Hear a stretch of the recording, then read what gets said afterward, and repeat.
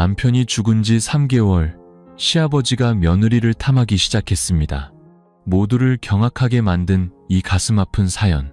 그날 서울의 하늘은 상복을 입은 채 남편의 영정사진 앞에 말없이 서 있는 한 젊은 여성의 마음처럼 흐렸습니다. 그녀의 머리에 둘러진 상주 머리띠는 아직 새 것처럼 하얘 시간의 흔적을 찾아볼 수 없었습니다. 그녀의 이름은 서연, 이제 겨우 25살이었습니다.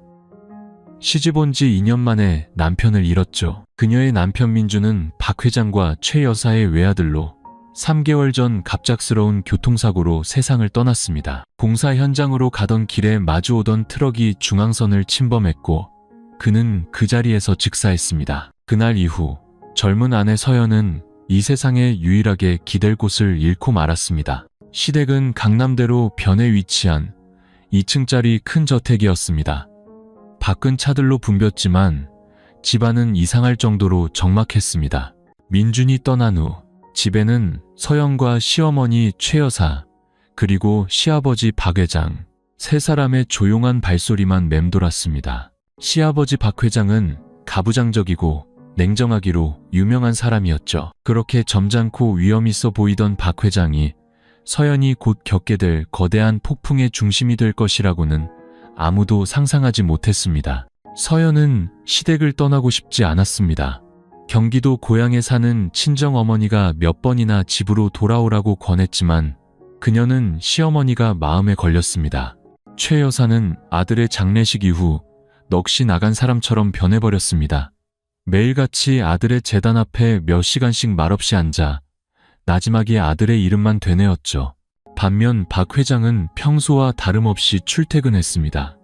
여전히 성공한 사업가처럼 단정하게 차려입었고 과묵하고 침착했습니다. 오직 서연만이 여성의 직감으로 최근 박 회장이 자신을 보는 눈빛이 어딘가 이상하다는 것을 느꼈습니다. 그것은 아버지가 며느리를 보는 눈빛이 아니었습니다. 자신을 안타깝게 여기는 어른의 시선은 더더욱 아니었죠. 마치 자신이 입고 있는 옷을 한 겹 한 겹 벗겨내는 듯한 시선이었습니다. 온몸에 소름이 돋는 형용하기 어려운 불쾌감이었지만 그녀는 차마 그것이 사실이라고 믿고 싶지 않았습니다. 시간이 흘러 장례식이 끝나자 조문객들의 발길은 뜸해졌고 친구들의 방문도 줄었습니다.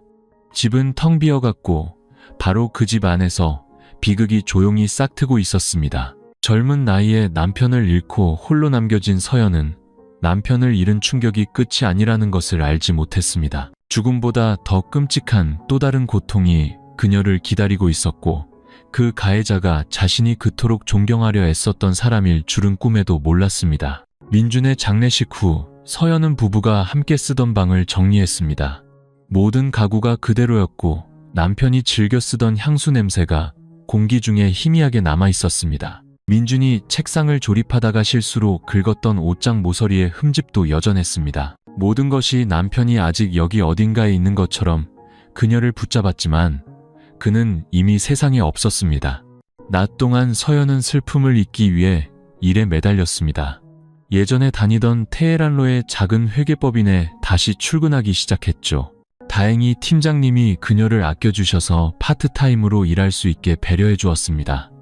매일 오후 퇴근 후 그녀는 자전거를 타고 텅 빈 집으로 돌아왔습니다. 그곳에는 제단 앞에 앉아있는 최 여사와 여전히 과묵하고 엄격하며 건설 현장 일로 바쁜 박 회장이 있을 뿐이었습니다. 어느 늦은 밤 출장에서 돌아온 박 회장이 서연을 거실로 불렀습니다. 서연아, 아직 친정으로 돌아갈 생각은 없는 거니? 서연은 공손하게 고개를 숙였습니다. 네, 아버님. 아직 어머님이 걱정돼서요. 어머님 기력이 너무 없으세요. 민준 씨 가고 나서 식사도 거의 못 하시고요. 박 회장은 그녀에게 차를 한 잔 따라주며 평소보다 부드러운 목소리로 말했습니다. 내가 막는 건 아니다. 하지만 내 인생도 생각해야지. 아직 젊은 네가 이 집에 계속 있는 것도 좋은 방법은 아니야. 남들이 보면 뒷말만 나올 게다. 그 말에 서연은 순간 얼어붙었습니다. 그의 말 속에 평범하지 않은 무언가가 있음을 느꼈습니다.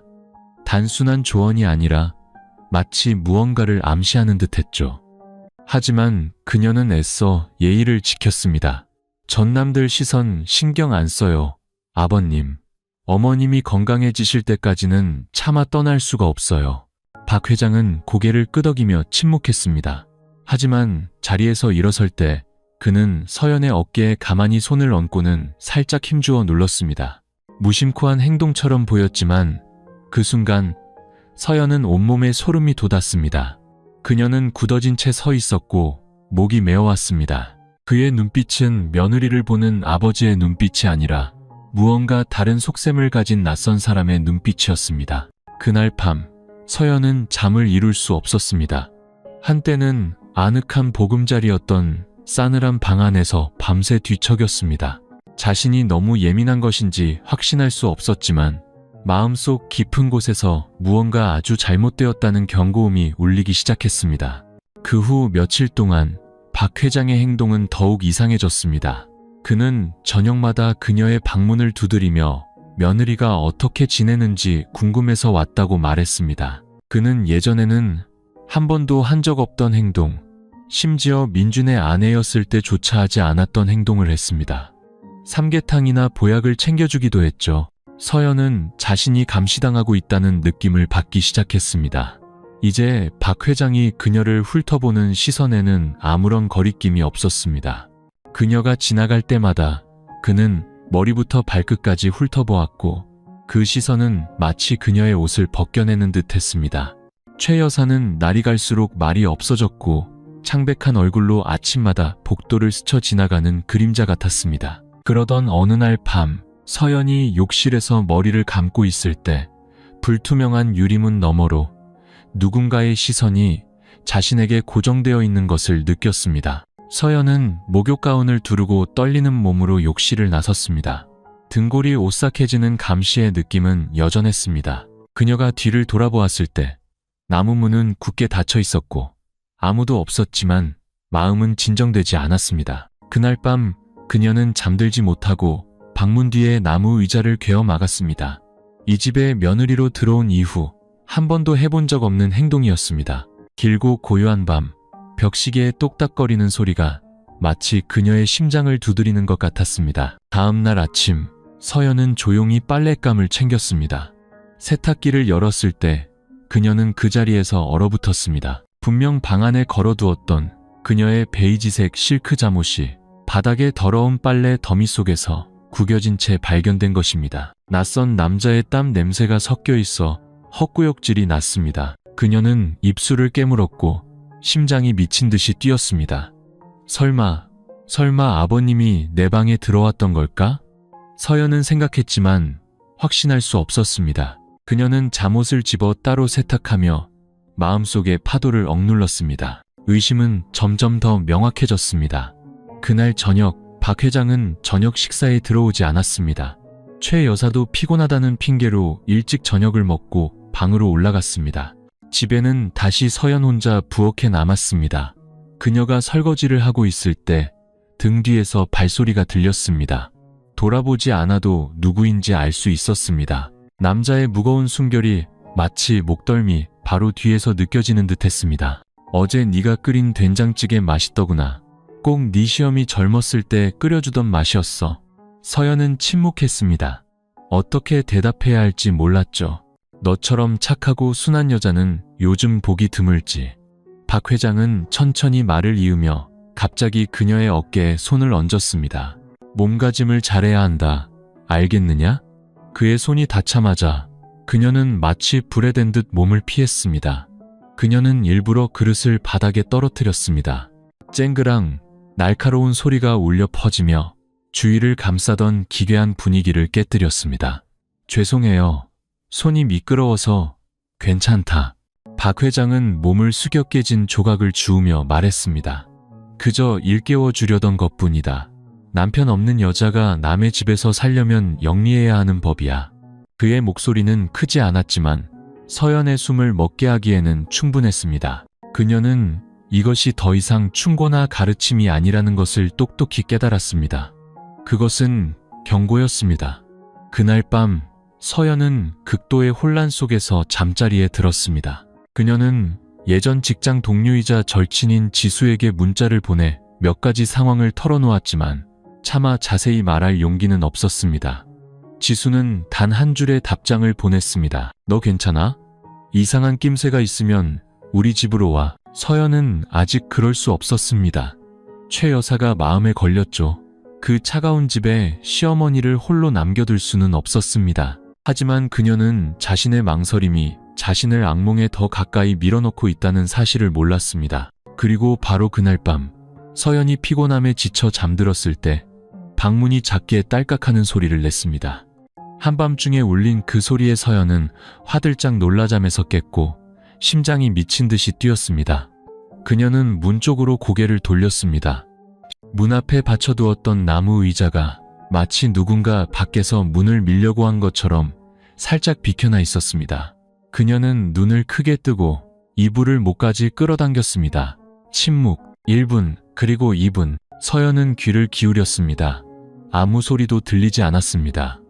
그녀는 용기를 내어 침대에서 내려와 조용히 문으로 다가갔습니다. 나무 문에 귀를 바싹 대자 창문 틈으로 새어 들어오는 희미한 바람 소리만 들릴 뿐이었지만 마음은 혼란스러웠습니다. 그녀는 조심스럽게 문고리를 돌려 복도 쪽으로 문을 살짝 열었습니다.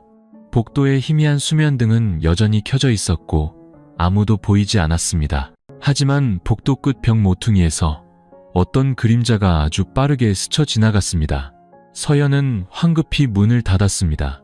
심장이 터져 나올 것 같았습니다. 그녀는 이중으로 잠금 장치를 걸고 옷장까지 끌어와 문을 막았습니다. 그날 밤 내내 그녀는 이불 속에서 몸을 웅크린 채 문을 뚫어져라 쳐다보며 한숨도 자지 못했습니다. 다음 날 아침, 그녀의 얼굴은 퀭했습니다. 최 여사는 식탁에 조용히 앉아 그녀를 쳐다보지도 아무것도 묻지도 않았습니다. 오직 박 회장만이 2층에서 내려왔습니다. 여전히 빳빳하게 다려진 옷, 하얀 셔츠와 정장 바지, 단정하게 빗어 넘긴 머리, 모범적인 남자의 모습 그대로였습니다. 하지만 그의 시선이 서연을 스쳐 지나갈 때 그 안에 사악한 의도를 더 이상 숨기지 못했습니다. 어젯밤에 잠을 못 잤느냐? 그가 차분한 목소리로 물었습니다.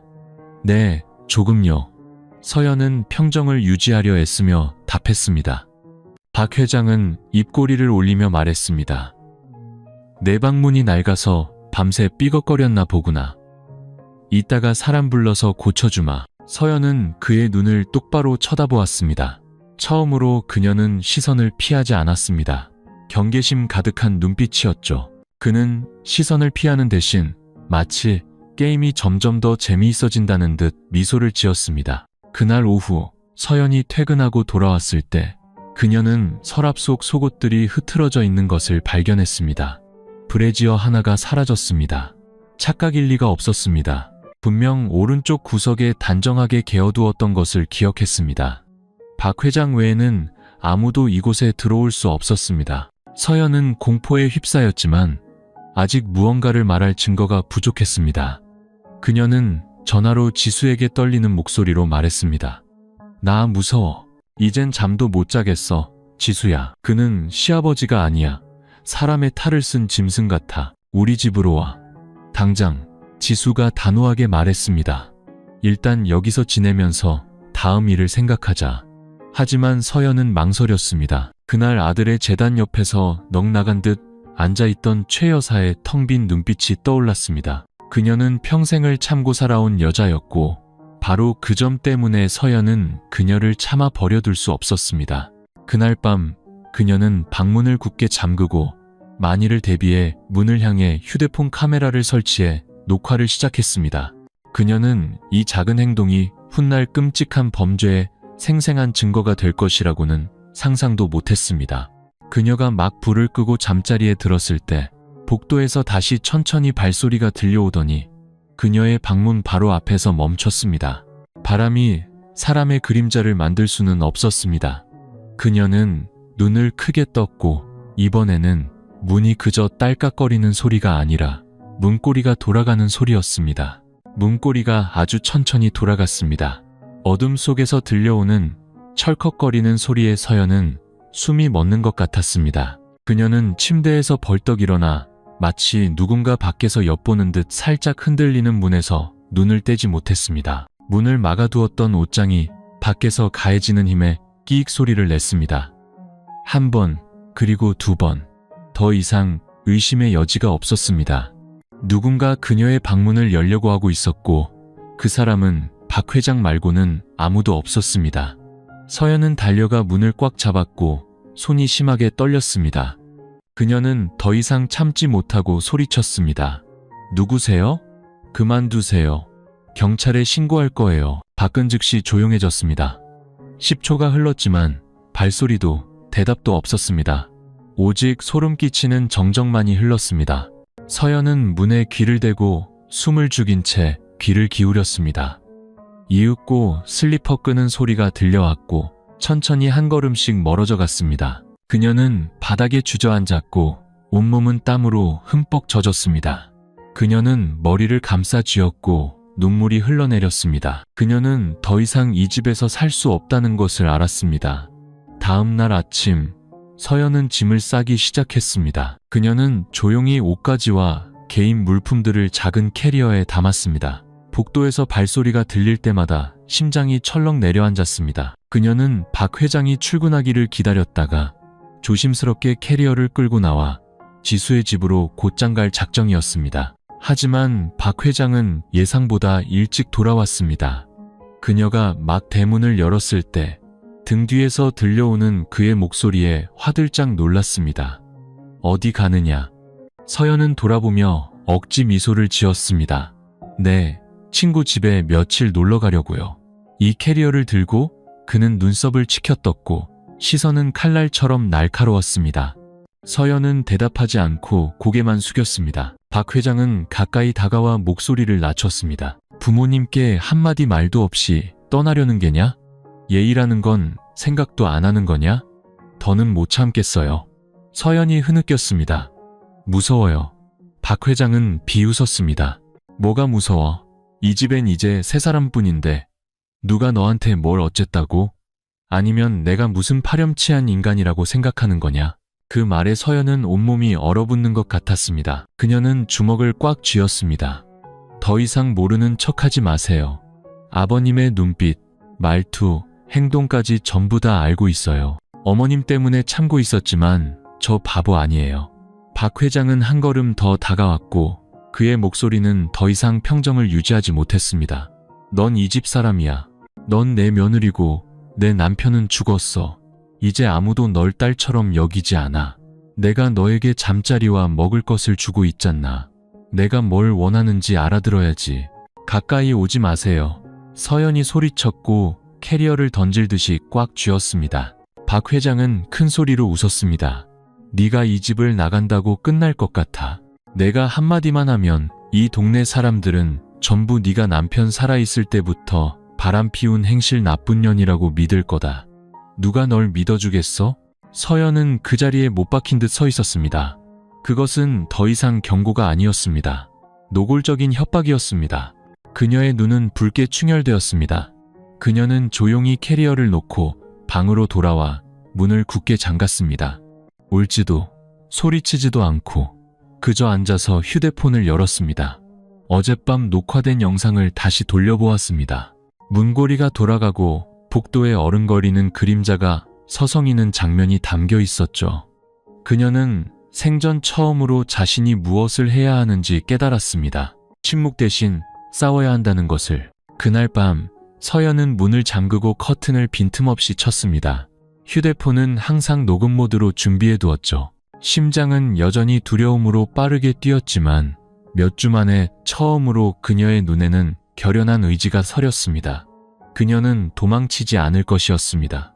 이 평화로워 보이는 집안에 숨어있는 모든 몸짓, 모든 말, 모든 병적인 행동을 기록할 것이었습니다. 다음 날 아침, 서연은 작은 카메라를 추가로 설치했습니다. 인터넷으로 주문해서 배송받은 알람 시계 속에 위장된 카메라였죠. 그녀는 또한 비정상적인 소리가 감지되면 자동으로 녹음을 시작하는 앱을 다운로드했습니다. 녹음된 모든 파일은 암호화되어 그녀와 지수만이 아는 클라우드 계정으로 전송되었습니다. 시어머니에게 빨랫감을 건네주며 서연은 한참 동안 최 여사를 바라보았습니다. 그녀는 눈에 띄게 야위었고 얼굴은 창백했으며 눈은 항상 시선을 피했습니다. 어머니, 서연이 망설이며 물었습니다. 만약 뭔가 잘못된 일이 있다면 어머니는 절 믿어주실 건가요? 최 여사는 손을 멈추고 몇 초간 침묵했습니다. 그러고는 숨소리보다 작은 목소리로 나지막이 말했습니다. 묻지 마라. 내가 도와줄 수 있는 건 아무것도 없다. 그 대답은 무딘 칼날처럼 서연의 마음에 밝혔습니다. 분노 때문이 아니라 연민 때문이었습니다. 이 여인은 아마도 과거에 비슷한 일을 겪었을 것입니다. 박 회장 같은 사람의 아내로 수십 년을 살면서 최 여사는 조용하고 지쳐버린 그림자처럼 살아왔습니다. 그리고 이제 며느리가 똑같은 소용돌이에 빠지는 것을 보면서도 그녀는 다시 침묵을 선택했습니다. 하지만 그 순간 그녀의 눈빛은 마치 서연에게 자신이 그랬던 것보다 더 강해지라고 애원하는 것 같았습니다. 그날 저녁 박 회장은 술에 취해 집에 돌아왔습니다. 복도에서부터 풍겨오는 지독한 술 냄새에 서연은 경계심을 늦추지 않았습니다. 그녀는 베개 밑에 숨겨둔 휴대폰으로 녹화를 시작했고 모든 소리가 선명하게 녹음되었습니다. 서연아, 박 회장이 문 밖에서 술에 취해 혀꼬부라진 목소리로 불렀습니다. 나와서 얘기 좀 하자. 그녀는 대답하지 않았습니다. 며느리가 돼서 방에만 틀어박혀 있는 건 예의가 아니지. 문 열어라. 그의 손이 문을 가볍게 두드리기 시작하더니 점점 더 세졌습니다. 문을 두드리는 소리 하나하나가 그녀의 가슴을 내리치는 것 같았습니다. 내 말이 안 들리냐? 내가 이 집 주인이야. 네가 뭔데? 서연은 베개를 꽉 쥐었고 심장이 떨렸습니다. 하지만 그녀는 문을 열지 않았습니다. 카메라가 계속 녹화하도록 내버려 두었죠. 박 회장의 분노에 찬 목소리가 밤중에 울려 퍼졌습니다. 마침내 그는 비틀거리며 아래층으로 내려갔습니다. 슬리퍼 끄는 소리가 바닥을 긁었고 현관문이 쾅하고 닫히는 소리와 함께 정적이 찾아왔습니다. 하지만 서연은 이것이 끝이 아니라는 것을 알았습니다. 다음 날 그녀는 짧은 녹음 파일을 지수에게 보내며 메시지를 남겼습니다. 이 파일 보관해줘. 증거를 더 모을 거야. 더 이상 침묵하고 싶지 않아. 지수는 단 3글자로 답장을 보냈습니다. 언제든 준비됐어. 서연의 어두운 삶에 작은 희망의 빛이 비쳤습니다. 하지만 그녀는 박 회장 같은 사람의 실체를 폭로하기 위해서는 녹음 파일 하나로는 부족하다는 것을 알았습니다. 더 많은 증거, 증인, 그리고 무엇보다 용기가 필요했습니다. 그러던 중 시어머니의 방을 정리하다가 서연은 낡은 옷더미 아래 숨겨진 오래된 일기장을 우연히 발견했습니다. 손으로 쓴 글씨는 빛이 바랬지만 그녀가 한 가지 사실을 깨닫기에는 충분히 선명했습니다. 최 여사 역시 피해자였다는 것을. 낡은 갈색 가죽 표지의 작은 수첩은 그것을 소유했던 여인의 운명처럼 먼지가 낀 채 낡은 스웨터 더미 아래 눌려 있었습니다. 서연은 시어머니의 물건을 뒤질 생각은 없었지만 겨울옷을 정리하는 것을 돕다가 손이 우연히 수첩 모서리에 닿았습니다. 최 여사의 눈빛이 순간 변하는 것을 보고 서연은 멈칫했습니다. 이거 어머님 일기장이세요?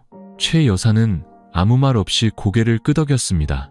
그녀는 서연을 보지 않고 조용히 몸을 돌려 며느리의 시선을 피했습니다. 서연은 즉시 돌려주려 했지만 어째서인지 등 뒤에서 그녀가 나지막이 속삭였습니다. 이미 봤다면 그냥 읽어보렴. 처음으로 그녀는 누군가가 수십 년간 묻어두었던 자신만의 세계로 들어오는 것을 허락했습니다. 체념과 눈물, 그리고 결코 아물지 않을 상처로 가득한 세계로 말이죠. 그날 밤 서연은 방에 앉아 떨리는 손으로 수첩을 한 장 한 장 넘겼습니다. 1992년 6월 17일. 오늘 나는 울었다. 평생을 함께할 내 남편 때문에 울었다. 그가 돌아왔을 때 나는 그가 좋아하는 김치찌개를 끓여놓았다. 하지만 돌아온 것은 바닥으로 내동댕이 쳐진 찌개 그릇이었다. 김치가 너무 익었다며 그는 욕을 하고 뺨을 때렸다. 그리고 밤이 되자 굶주린 짐승처럼 나를 짓밟았다.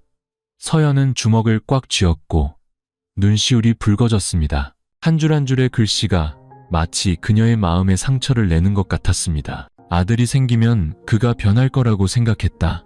하지만 아니었다. 술에 취할 때마다 나는 노예가 되었다. 도망치고 싶었지만 갈 곳이 없었다. 부모님은 돌아가셨고 나에겐 아무도 없었다. 세상의 손가락질이 두려웠다. 한 번은 그가 새로운 가정부를 데려왔다. 겨우 17살이었던 그 아이는 사흘 만에 도망쳤다. 아무도 왜 그런지 묻지 않았다. 페이지마다 쏟아져 나오는 글자들이 터져 나오는 것 같았습니다. 서연은 온몸이 차갑게 식는 것을 느꼈습니다. 그녀가 의심했던 것들, 애써 무시했던 감정들이 이제 박 회장과 거의 반평생을 함께 산 사람의 증언으로 확인되었습니다. 최 여사는 그저 과묵한 시어머니가 아니었습니다. 그녀는 살아있는 증인이었고 너무 약해서 자신 편에 서줄 사람이 아무도 없어서 고통을 가슴에 묻어야 했던 여인이었습니다. 그리고 이제 며느리가 똑같은 어두운 길을 걷고 있는 것을 보면서 그녀는 구해줄 힘은 없었지만 가장 소중한 것, 바로 진실을 넘겨주었습니다. 다음날 아침, 서연은 최 여사 앞에 서서 조용히 수첩을 테이블 위에 올려놓았습니다. 그녀는 아무 말도 하지 않았지만 눈빛이 모든 것을 대신했습니다. 최 여사는 그녀를 보지 않고 조용히 고개를 끄덕였습니다. 어떻게 할 거니? 그녀가 쉰 목소리로 물었습니다. 더 이상 그 사람이 이렇게 살도록 내버려 두지 않을 거예요. 저 자신을 위해서만이 아니라 어머님을 위해서도요. 최 여사의 몸이 가볍게 떨렸지만 이내 그녀는 처음으로 서연의 손을 잡았습니다. 그녀의 눈에는 감사와 함께 두려움이 가득했습니다. 조심하거라. 그 사람은 자기 체면을 구기는 사람을 절대 용서하지 않아. 서연은 시어머니의 손을 굳게 잡았습니다. 그녀의 마음은 더 이상 지난 밤들처럼 떨리지 않았습니다. 이제 두려움은 의지로 변했습니다. 그녀는 역사가 반복되게 두지 않을 것이었습니다. 어떤 여성도 그녀의 시어머니가 겪었던 삶을 살아서는 안 되었습니다. 그리고 그날 밤, 박 회장이 다시 문을 두드렸을 때, 며느리를 걱정한다는 핑계로 뜨거운 죽 한 그릇을 들고 왔을 때, 서연은 녹음 버튼을 눌렀습니다. 하지만 이번에는 소리뿐만 아니라 영상도 함께였습니다. 카메라는 옷장 구석에 숨겨져 문 쪽을 똑바로 향하고 있었습니다. 오늘 밤, 그녀는 더 이상 혼자가 아니었습니다. 그녀는 첫 번째 무기, 진실을 손에 쥐었습니다. 상황의 변화는 서연이 아니라 박 회장에게서 시작되었습니다. 그는 더 이상 한밤중에 문을 두드리거나 뜨거운 죽을 가져다주는 척하지 않았습니다. 대신 그는 정신적인 압박으로 서연을 통제하기 시작했습니다. 매 식사 시간마다 그는 뚫어져라 그녀를 쳐다보았습니다. 침묵했지만 눈빛에는 계산이 가득했죠. 그녀가 식탁 위에 놓아둔 휴대폰을 훑어보며 평소보다 더 오래 시선을 멈추었습니다. 때로는 그녀가 설거지를 하는 중에 갑자기 부엌에 들어와 아무 말 없이 등 뒤에서 지켜보기만 했습니다. 서연은 그가 자신이 조심스러워졌다는 것을 눈치챘다는 것을 분명히 느꼈습니다. 모든 녹음 및 녹화 파일은 그녀와 지수가 관리하는 익명의 이메일로 즉시 백업되었습니다. 그녀는 주 휴대폰에는 아무것도 저장하지 않았습니다. 오직 화분, 옷장 구석, 그리고 박 회장이 상상도 못할 천장 같은 곳에 초소형 카메라를 숨겨둔 가짜 장치들만 사용했을 뿐입니다. 어느 주말 오후, 최 여사가 낮잠을 자고 있을 때 박 회장은 갑자기 서연을 자신의 서재로 불렀습니다. 할 얘기가 있다. 계단에서 울려 퍼지는 그의 목소리는 크지 않았지만 얼음장처럼 차가웠습니다. 서연은 망설였습니다. 직감이 위험을 경고했지만 그녀는 그의 생각을 알아야 했기에 계단을 올랐습니다. 그의 2층 서재는 평소처럼 깔끔했습니다. 창문은 굳게 닫혀 있었고 커튼은 살짝만 열려 있어 가느다란 빗줄기만이 방 안으로 들어왔습니다. 요즘 네가 많이 변했구나. 그가 그녀의 얼굴에서 눈을 떼지 않고 말문을 열었습니다. 예전에는 순하고 예의 바르더니 지금은 많이 달라졌어. 서연은 말없이 주먹을 꽉 쥐었습니다. 무슨 일이시죠? 그녀가 짧게 물었습니다. 날 고소할 작정이냐? 그가 단도직입적으로 묻자 서연은 깜짝 놀랐습니다. 그녀의 대답을 기다리지도 않고 그는 말을 이었습니다. 나도 바보가 아니다. 이 집에 뭔가 새로운 게 생겼다는 건 나도 알아. 내가 건설업을 하는 사람이야. 카메라를 어디에 숨겼는지 다 찾아낼 수 있어. 그녀는 발가벗겨진 기분이었지만 애써 평정을 유지했습니다. 아버님께서 잘못한 게 없다면 녹화되는 게 뭐가 두려우시겠어요? 박 회장의 눈빛이 어두워졌습니다. 이 사회가 그깟 하찮은 영상 몇 개를 믿을 것 같으냐? 나처럼 지위도 있고 돈도 있고 인맥도 있는 사람이 고작 과부가 된 며느리한테 음해를 당했다? 믿을 수 있겠어? 서연은 망설임 없이 대답했습니다. 그럼 사람들이 판단하게 두시죠. 박 회장은 바싹 다가서며 이를 악물고 말했습니다. 너 지금 양날의 칼 위에서 놀고 있는 거다. 난 널 이 집에서 흔적도 없이 사라지게 만들 수 있어. 아니면 내 친정어머니가 무슨 일을 당하길 바라는 거냐. 그 말은 비수처럼 서연의 심장을 꿰뚫었습니다. 저희 엄마한테 무슨 짓을 하시려고요? 그녀는 눈을 크게 뜨고 뒷걸음질 쳤습니다. 박 회장은 대답하지 않고 돌아서서 비웃을 뿐이었습니다. 그냥 가볍게 경고하는 거다. 날 나쁜 사람으로 만들지 마라. 서연은 서재를 나왔고 심장이 터질 것 같았습니다. 그녀는 화장실로 달려가 문을 잠그고 떨리는 손으로 휴대폰을 열었습니다. 그녀는 녹음 버튼을 눌렀지만 방금 그가 한 말들 중 구체적인 것은 아무것도 없다는 것을 알았습니다. 아직 그를 고소하기에는 부족했죠. 모든 것은 여전히 도덕과 권력의 탈 뒤에 숨겨진 교묘한 위협일 뿐이었습니다. 그날 밤 그녀는 지수와 영상통화를 하며 울면서 모든 것을 털어놓았습니다. 지수는 이를 갈며 말했습니다. 내가 아는 경찰분께 부탁해볼게. 너 거기서 나와야 해. 빠를수록 좋아. 하지만 우리 시어머니는 서연의 목이 메었습니다. 그분은 아직 그 사람과 같이 살고 있잖아. 지수는 잠시 망설이다가 조용히 말했습니다. 그렇다면 그분이 내 편에 서도록 해야 해. 그렇지 않으면 둘 다 어둠 속에 갇히게 될 거야. 그 말에 서연은 오랫동안 침묵했습니다. 그녀의 머릿속에 한 가지 생각이 떠올랐습니다. 최 여사는 살아있는 증인이었습니다. 만약 그녀가 동의한다면, 만약 그녀가 용기를 낸다면 모든 것을 뒤집을 수 있었습니다. 하지만 30년 동안 침묵해온 사람이 과연 목소리를 낼 용기가 있을까? 아니면 예전처럼 두려움과 함께 진실을 묻어버릴까? 그날 서울의 하늘은 이상하게 흐렸습니다. 초겨울의 바람이 창문을 통해 불어와 얇은 커튼을 흔드는 모습은 지금 서연의 위태롭고 불안한 마음과 같았습니다. 그녀는 부엌에 앉아 배를 깎고 있었지만 눈은 계속해서 최 여사의 방을 향해 있었습니다. 그 방문은 아침부터 굳게 닫혀 있었습니다. 깡마르고 과묵한 그녀의 시어머니는 이 집에서 그림자처럼 살며 고개를 드는 법을 잊은 지 오래였습니다. 박 회장과의 위협적인 대화가 끝난 후 서연은 혼자서는 그를 이길 수 없다는 것을 알았습니다. 그에게는 돈과 인맥, 그리고 서연이 감히 짐작할 수 없는 어두운 구석들이 있었습니다. 하지만 증인이 있고 무엇보다 그 증인이 바로 그의 아내라면 모든 것이 달라질 것이었습니다. 그녀는 최 여사의 방문을 가볍게 두드렸습니다. 어머니, 들어가도 될까요? 대답이 없었습니다. 잠시 후 문이 살짝 열렸습니다. 최 여사는 침대 가장자리에 앉아 있었고 머리는 헝클어져 있었으며 눈은 퀭했습니다. 그녀는 서연을 피하지 않고 바라보았지만 온전히 받아들이지도 않았습니다. 서연은 옆에 앉아 따뜻한 우유 한 잔을 건넸습니다. 어머니, 잠 잘 오시게 우유 좀 드세요.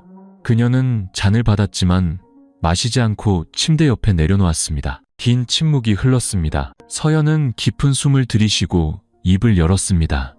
어머니, 저 더는 못 견디겠어요. 그 사람이 저뿐만 아니라 고향에 계신 저희 엄마까지 위협했어요. 무섭지만 더 이상 침묵하고 싶지 않아요. 제가 여기서 물러서면 저 다음에는 또 다른 사람이 저처럼 당할 거예요. 어머니가 일기장에 쓰셨던 그 가정부 아이처럼요. 최 여사는 움찔했고 손이 가볍게 떨렸습니다. 읽었구나? 네. 그리고 어머니가 어떻게 살아오셨는지 이해했어요. 하지만 어머니, 이제 더는 혼자 감당하지 않으셔도 돼요. 최 여사의 눈빛은 혼란스러웠습니다. 하지만 내가 입을 열면 그 사람이 가만히 있지 않을 거야. 그 사람 성격 알잖니? 옛날에 내 여동생이 실수로 이웃에게 그 사람이 날 때린다고 말했다가 바로 다음날 직장에서 잘리고 결국 고향을 떠나야 했어. 잊을 수가 없어. 서연은 시어머니의 손을 꽉 잡으며 그녀의 얼굴주름 하나하나에 깊이 새겨진 두려움을 느꼈습니다. 어머니를 혼자 두지 않을 거예요. 저한테는 충분한 증거가 있어요. 제 친구가 경찰에도 도움을 요청하고 있고요. 하지만 어머니께서 제 편에 서주셔야 해요. 어머니의 증언 한마디면 그 사람을 막을 수 있어요. 최 여사는 손을 빼고 바닥을 내려다보며 입술을 굳게 다물었습니다. 그녀는 오랫동안 침묵했습니다. 서연은 더 이상 말하지 않았습니다. 너무 몰아붙이면 역효과가 날 것을 알았기 때문이죠. 그녀는 그저 일어나며 조용히 말했습니다. 생각해보세요. 하지만 너무 늦지 않게요. 전 더 이상 침묵하지 않을 거니까요. 어머님 아들인 민준 씨가 자기 아버지 때문에 부끄러워하게 만들고 싶지 않고 어머님이 공범으로 여겨지게 두고 싶지도 않아요. 서연은 방을 나섰고 복잡한 생각에 잠긴 최 여사를 홀로 남겨두었습니다. 작은 방은 무겁게 가라앉았습니다. 그녀는 창밖을 바라보았고 흐릿한 눈동자에 밖에서 흩날리는 비가 비쳤습니다. 과거의 기억이 마치 영화처럼 되감겼습니다. 비명, 회초리 소리, 술 냄새, 남편에게 쫓겨나 욕실에서 웅크리고 누워있던 그 밤의 차가움. 그녀도 한때는 사랑을 알고 꿈을 꾸던 젊은 여자였지만 강요된 결혼 생활 속에서 서서히 죽어갔습니다. 그리고 이제 그녀의 며느리가 똑같은 갈림길에 서 있었습니다. 그날 밤 서연이 자료를 다시 확인하고 있을 때 최 여사가 문을 열고 들어와 테이블 위에 작은 물건 하나를 조용히 올려놓았습니다. 낡은 나무 상자였습니다. 그 안에는 2000년대의 낡은 카세트 테이프들이 들어있었습니다. 대화, 말다툼 소리, 그리고 그녀 자신의 울음소리가 담긴 다 태워버리려고 했었다. 그녀가 속삭였습니다. 하지만 차마 그러지 못했어. 서연은 시어머니를 와락 껴안았습니다. 울지는 않았지만 콧등이 시큰거렸습니다. 최 여사는 결심했습니다. 그녀는 말하기로 했습니다. 다음 날 아침 서연은 일찍 일어나 단정하게 옷을 입고 모든 서류, 녹음 파일, 영상과 함께 최 여사가 건네준 나무 상자 속 테이프들을 큰 서류 봉투에 조심스럽게 담았습니다. 그녀는 시어머니에게 신신당부했습니다. 어머니, 집에서 푹 쉬세요. 오늘 제가 어디 가는지 그 사람이 알게 하면 안 돼요. 만약 물어보시면 그냥 회사에 갔다고 하세요. 최 여사는 고개를 끄덕였습니다. 눈빛은 여전히 불안했지만 어제보다는 조금 더 단단해져 있었습니다. 그녀는 이것이 되돌릴 수 없는 순간임을 알았습니다. 서연은 택시를 타고 시내 경찰서 근처의 작은 카페에서 지수를 만났습니다. 이 힘든 여정 내내 유일하게 함께해준 그녀의 절친은 강 형사라는 수사관과 이미 연락을 해둔 상태였습니다. 강 형사는 지수의 대학 동기로 현재 형사팀에서 근무하며 권력에 굴하지 않고 신망이 두터운 사람이었습니다. 모든 증거를 살펴본 강 형사는 놀라움을 감추지 못했습니다. 제출하신 자료만으로도 예비 조사를 시작할 충분한 근거가 됩니다. 하지만 조심해야 합니다. 박 회장은 인맥이 넓은 사람입니다. 지역사회의 공익사업도 몇 번 후원해서 발언권이 작지 않아요. 조심하지 않으면 이걸 단순한 가정불화로 몰아가고 모든 증거를 없애버릴 겁니다. 알고 있습니다. 서연이 단호한 목소리로 답했습니다. 다만 저희 어머니를 보호해 주시고 비밀을 지켜주시길 바랍니다. 그 사람이 의심하면 저희 어머니가 위험해질 거예요. 강 형사는 고개를 끄덕였습니다. 서류는 봉인되고 접수 기록이 작성되었습니다. 그는 그날 바로 상부에 보고하겠다고 약속했습니다. 모든 것이 순조롭게 진행되는 듯 했습니다. 하지만 그날 저녁 서연이 집에 돌아왔을 때 이상한 일이 벌어졌습니다. 대문은 활짝 열려 있었고 박 회장의 차는 없었지만 최 여사가 거실에 창백한 얼굴로 떨며 앉아 있었습니다. 서연아, 내 휴대폰이 없어졌다. 침대 머리맡에 뒀는데 사라졌어. 서연은 그 자리에서 얼어붙었습니다. 그녀는 방으로 달려가 확인했습니다. 모든 것이 그대로였지만 낡은 나무 상자는 사라지고 없었습니다. 그녀는 옷장, 베개, 서랍을 다 뒤졌지만 텅 비어 있었습니다. 그녀는 패닉에 빠져 아래층으로 달려가 어머니에게 물었습니다. 확실하세요? 어디 떨어뜨리신 건 아니고요? 최 여사는 기계적으로 고개를 끄덕였습니다. 화장실만 다녀왔는데 무서워. 더 이상 말할 필요도 없이 서연은 자신이 없는 사이에 박 회장이 집에 돌아와 최 여사의 방을 뒤졌다는 것을 깨달았습니다. 그는 의심했고 이제 반격을 시작한 것입니다. 그녀는 즉시 지수에게 전화했습니다. 그 사람이 알았어. 테이프 상자도 우리 엄마 휴대폰도 없어졌어. 더 이상 안전하지 않아. 당장 거기서 나와야 해. 지수가 단호하게 말했습니다. 내가 차 불렀어. 집만 챙겨. 내가 사람 보낼게. 하지만 떠나기도 전에 대문이 갑자기 쾅 하고 닫혔습니다. 박 회장이 마당 한가운데에 나타났습니다. 그의 얼굴은 굳어 있었고 눈에는 불길이 타올랐습니다. 어딜 가시나? 착한 내 며느리가. 서연은 시어머니 앞을 가로막고 섰습니다. 목소리는 떨렸지만 단호했습니다. 더 이상 여기 단 1초도 있고 싶지 않아요. 네가 갈 수 있을 것 같아? 그는 차갑게 웃었습니다. 고작 그딴 영상 몇 개랑 이 미친 늙은이의 헛소리로 날 무고할 수 있을 것 같아? 최 여사가 소리쳤습니다. 난 미치지 않았어. 당신이 악마야. 30년 동안 내가 침묵한 건 당신이 옳아서가 아니라 무서워서였어. 입 닥쳐. 박 회장이 고함을 지르며 두 사람에게 달려들었습니다. 서연이 크게 소리쳤습니다. 어머니한테 손대기만 해봐요. 경찰이 이미 증거 다 가지고 있어요. 당신은 이제 아무 권위도 없다고요. 그 말에 박 회장은 멈칫했습니다. 그의 얼굴은 극도의 분노와 갑작스러운 공포로 일그러졌습니다. 그는 거친 숨을 몰아쉬며 주먹을 꽉 쥐더니 돌아서서 방으로 들어가 문을 세게 닫아버렸습니다. 1시간도 채 되지 않아 승합차 한 대가 대문 앞에 멈춰섰습니다. 운전사는 지수의 친구였고 서연과 최 여사가 지난 2달간 지옥과도 같았던 그 집을 빠르게 떠나도록 도왔습니다. 차가 움직이기 시작할 때 서연은 뒤를 돌아 익숙한 집을 바라보았습니다. 그곳은 한때 보금자리였고 평생을 함께할 곳이라 믿었던 곳이었습니다. 하지만 그 안에는 권력과 병적인 욕망, 그리고 인간성을 상실한 한 인간의 썩은 냄새가 진동하고 있었습니다. 지수가 구해준 역삼동의 작은 골목에 위치한 20제곱미터 남짓한 작은 원룸, 고급 침대도 넓은 식탁도 없었지만 적어도 안전했습니다.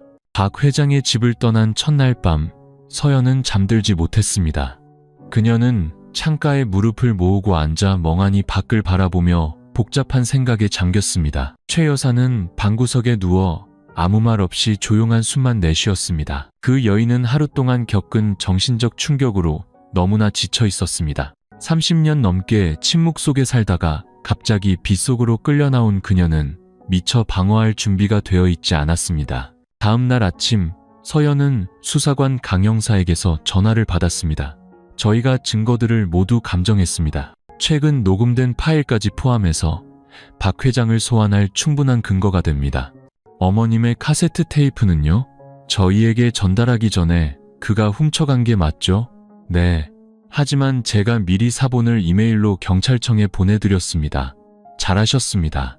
보고서를 작성했고 상부 결재도 받았습니다. 오늘 그를 소환해서 조사할 예정입니다. 서연은 휴대폰을 꽉 쥐었고 심장이 세차게 뛰었습니다. 마침내 첫걸음을 내디딘 것이었습니다. 하지만 희망이 싹튼 지 얼마 지나지 않아 그날 오후 익명의 문자 메시지가 그녀의 휴대폰으로 전송되었습니다. 고작 그런 싸구려 수법으로 날 무너뜨릴 수 있을 것 같아? 난 거 맞나? 하지만 고향에 있는 네 엄마는 과연 무사할까? 서연은 그 자리에서 얼어붙었고 두 손이 심하게 떨렸습니다. 그녀는 고향으로 전화를 걸었습니다. 전화를 받은 것은 어머니의 목소리였습니다. 다행히 무사했지만 어머니는 이상한 이야기를 했습니다. 낯선 사람들이 대문 앞에서 서성이며 가족에 대해 물어봤다고 했습니다. 누구냐고 물으니 그냥 서울에서 온 지인이라고 둘러댔다고 했습니다. 서연은 즉시 박 회장이 비열한 수를 쓰고 있다는 것을 알았습니다. 그날 밤 그녀는 강 형사에게 모든 것을 털어놓았습니다. 저는 법정에 서서 모든 것을 증언할 준비가 되어 있습니다. 제발 저희 어머니를 보호해 주세요. 강 형사는 그녀를 안심시켰습니다. 증인 보호 조치를 신청해 두었습니다. 하지만 당분간은 어머님께서 서울로 올라와 함께 지내시거나 믿을 만한 친척 집에 머무시는 것이 좋겠습니다. 서연은 준비하겠다고 답했습니다. 사흘 후 박 회장은 공식적으로 경찰에 소환되었습니다. 사건은 아직 내부 수사 단계였기 때문에 언론에는 알려지지 않았지만 서울의 건설업계에서는 이미 소문이 돌기 시작했습니다. 서연의 옛 지인 몇몇이 문자를 보내왔습니다. 무슨 일인데 이렇게 시끄럽게 만들어? 박 회장님 좋은 분인데 설마 네가 꾸며낸 이야기는 아니지? 조심해. 여자가 시아버지를 고소하면 집안 망신이야. 서연은 읽고 답장하지 않았습니다. 그녀는 더 이상 뜬 소문이 두렵지 않았습니다. 가장 큰 두려움은 이미 지나갔고 이제 그녀가 원하는 것은 오직 정의뿐이었습니다. 박 회장은 첫 조사에서 침착한 태도를 유지하며 심지어 웃기까지 했습니다. 제 며느리가 우울증을 앓고 있습니다. 제 아들이 죽은 후로 정신이 불안정해요. 저는 아버지로서 먹을 것, 잠자리를 하나하나 챙겨줬을 뿐입니다. 그런데 이제 와서 저를 성폭행범으로 모는군요. 누가 믿겠습니까? 하지만 녹음 파일과 영상, 그리고 서연과 최 여사의 진술서가 제시되자 그는 평정을 잃기 시작했습니다. 그는 말을 바꾸며 발뺌하다가 결국 유명한 변호사를 고용하고 여러 곳에 손을 쓰며 자신과 거래했던 사람들의 입을 막으려 했습니다. 그중 한 명인 박 회장의 옛 부하 직원이 지수에게 메시지를 보냈습니다. 그분과 엮이지 않는 게 좋을 겁니다. 그분은 예전에 자신에게 반대했다는 이유로 사람들을 직장에서 쫓아내고 집까지 잃게 만든 적이 있습니다. 서연은 놀라지 않았습니다. 그녀는 이 괴물이 쉽게 무너지지 않을 것을 알았습니다. 하지만 그가 아무도 건드리지 못했던 존재였기에 이번에 그가 무너진다면 그것이야말로 수십 년간 저지른 죄에 대한 합당한 심판이 될 것이었습니다. 그리고 일주일 후 한 낯선 사람이 강 형사에게 연락해 왔습니다. 그녀는 과거 박 회장의 집에서 도망쳤던 가정부의 여동생이라고 자신을 밝혔습니다. 저희 언니도 성추행을 당했어요. 그때는 시골에서 온 어린애라 아무도 믿어주지 않았죠. 이제 제가 증언하고 싶어요. 새로운 문이 열렸습니다.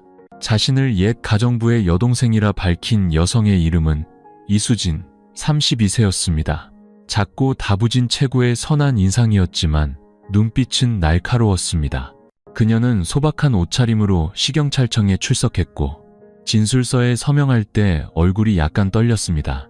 그때 저희 언니는 겨우 17살이었어요. 부모님이 지인을 통해 박 회장님 댁에 가정부로 보냈는데 딱 사흘 일했어요. 강 형사가 물었습니다.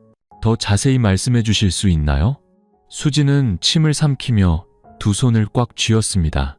첫날 밤은 아무 일 없었어요. 그런데 둘째 날 밤 그가 언니 방 문을 두드리더니 술 묻은 셔츠를 빨아달라고 했대요. 언니는 믿고 나갔는데 그가 문을 막고 벽으로 밀쳤어요. 그녀의 목소리가 메었고 눈에 눈물이 고였습니다.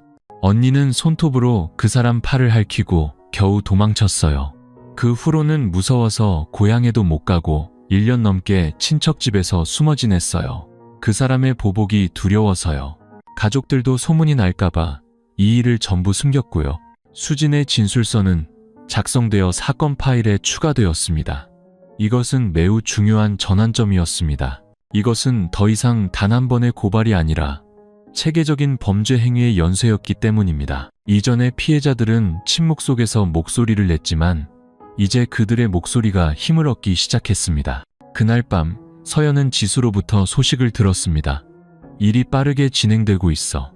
언론도 이 사건 냄새를 맡기 시작했어. 준비됐어? 서연은 역게 미소 지었습니다. 여론이라는 두 글자를 두려워하지 않은 지 오래였습니다. 그녀를 비웃던 사람들은 이제 침묵하거나 동정의 시선을 보냈습니다.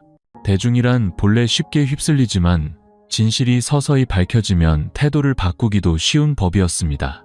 하지만 막다른 길에 몰릴수록 박 회장은 가만히 있지 않았습니다. 어느 주말 밤 서연이 시어머니와 원룸에 있을 때 초인종이 울렸습니다. 문 밖에는 배달원 복장을 한 남자가 등기 우편을 들고 서 있었습니다. 서연 씨, 앞으로 온등기입니다. 여기 서명 좀 해주세요. 서연은 의심 없이 나가서 서명하려 했습니다. 하지만 그녀가 문을 여는 순간 다른 오토바이 한 대가 달려들었고 검은 점퍼로 얼굴을 가린 뒷좌석의 남자가 무언가가 담긴 봉지를 마당 안으로 세게 던지고는 굉음을 내며 사라졌습니다. 봉지는 터졌고 목이 잔인하게 잘린 죽은 닭이 나뒹굴었습니다. 피는 검붉게 굳어 있었죠. 최 여사는 비명을 질렀고 서연은 그 자리에서 얼어붙었습니다. 작은 종이 쪽지 하나가 떨어졌습니다. 붉은 펜으로 휘갈겨 쓴 단 2줄의 글씨가 적혀 있었습니다. 일을 더 크게 만들고 싶어? 모든 걸 잃는 게 어떤 건지 보여주지. 경찰은 이후 이것을 증인 협박 행위로 규정하고 서연 모녀를 특별 보호 대상으로 지정했습니다. 서연은 더 안전한 곳으로 거처를 옮겼지만 마음속으로는 정의에 가까워질수록 어둠이 모든 것을 되돌리려 한다는 것을 알았습니다. 박 회장은 미쳐가고 있었습니다. 그는 가장 잔인한 짓을 포함해 무엇이든 할 수 있었습니다. 강 형사도 긴장한 기색이 역력했습니다.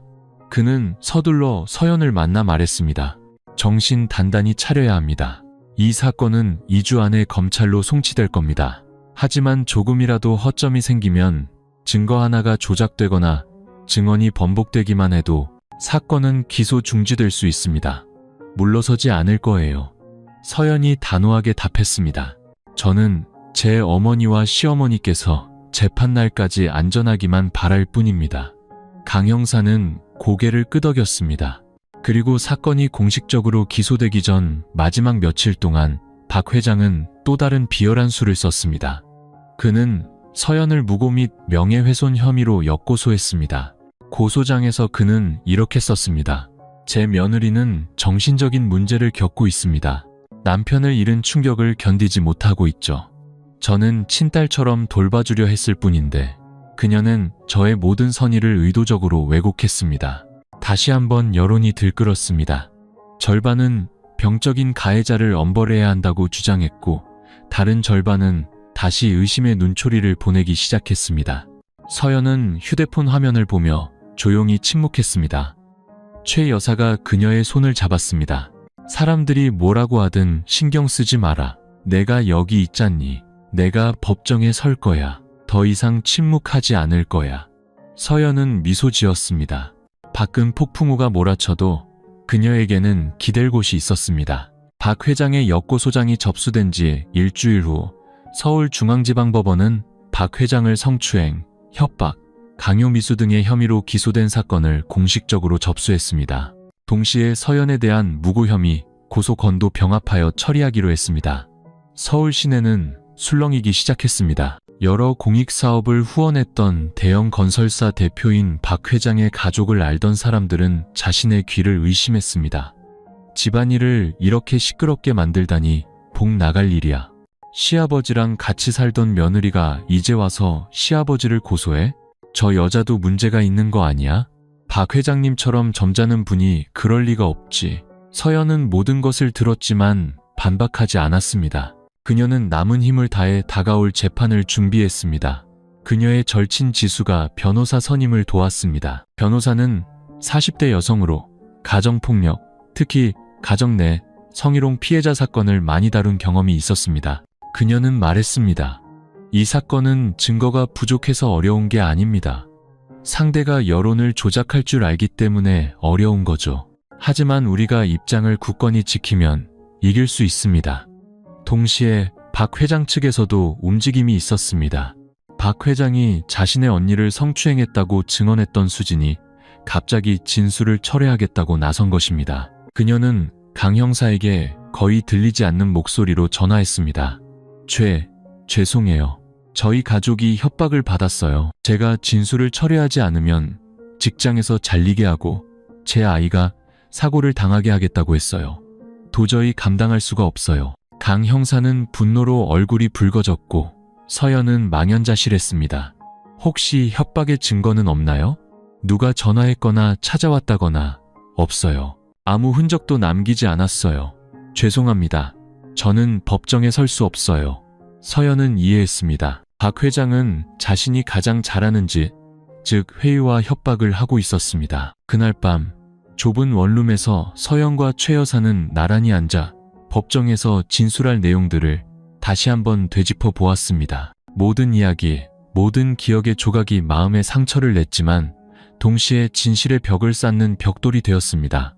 최 여사는 이야기하며 몸을 떨었습니다. 그 사람이 처음 나를 때렸을 때 내가 감히 외박한 이유를 물었다는 이유였어. 유리컵을 내 얼굴에 그대로 던졌지. 피가 베개를 적셨지만 난 계단에서 굴렀다고 거짓말했어. 서연의 목이 메었습니다. 어머니, 전부 다 말씀하지 않으셔도 돼요. 하실 수 있는 만큼만 사실대로만 말씀하시면 돼요. 서연의 친정어머니도 서울로 올라와 경찰의 보호를 받으며 다른 숙소에 머물렀습니다. 이제 긴장은 말다툼이 아니라 선과 악 두 진영 사이의 치열한 심리전과 인내심 싸움이었습니다. 바로 그때 놀라운 일이 벌어졌습니다. 새로 만들어진 소셜미디어 계정에 11분짜리 영상이 올라온 것입니다. 박 회장이 한밤중에 서연의 방에 들어가는 장면이 고스란히 담겨 있었습니다. 그의 말, 눈빛, 몸짓은 편집되지 않은 날 것 그대로였습니다. 영상은 이제껏 언급된 적 없는 천장 선풍기에 부착된 카메라로 촬영된 것이었습니다. 영상을 올린 익명의 인물은 단 한 줄의 글만 남겼습니다. 진실은 스스로 말하는 법이다. 영상은 순식간에 퍼져나갔습니다. 하룻밤 사이에 수만 건이 공유되었고 여론은 완전히 뒤바뀌었습니다. 저 눈빛은 연기할 수 없어. 맙소사, 수십 년간 점잖은 척하더니 악마였네. 저 여성이 너무 안타깝다. 정말 강한 사람이야. 서연은 누가 영상을 올렸는지 알 수 없었습니다. 낯선 사람일 수도, 강 형사일 수도, 혹은 차마 나서지 못했지만 그녀를 돕고 싶었던 다른 증인일 수도 있었습니다. 누가 됐든 진실은 박 회장의 통제에서 벗어났습니다. 그는 더 이상 영상을 내리거나 입을 막을 수 없었습니다. 다음 날 아침 언론은 일제히 보도했습니다. 서울 유명 건설사 대표, 며느리 성추행 혐의로 수사 중, 충격적인 영상 공개. 서울중앙지방법원 법정은 그날 아침 사람들로 가득 찼습니다.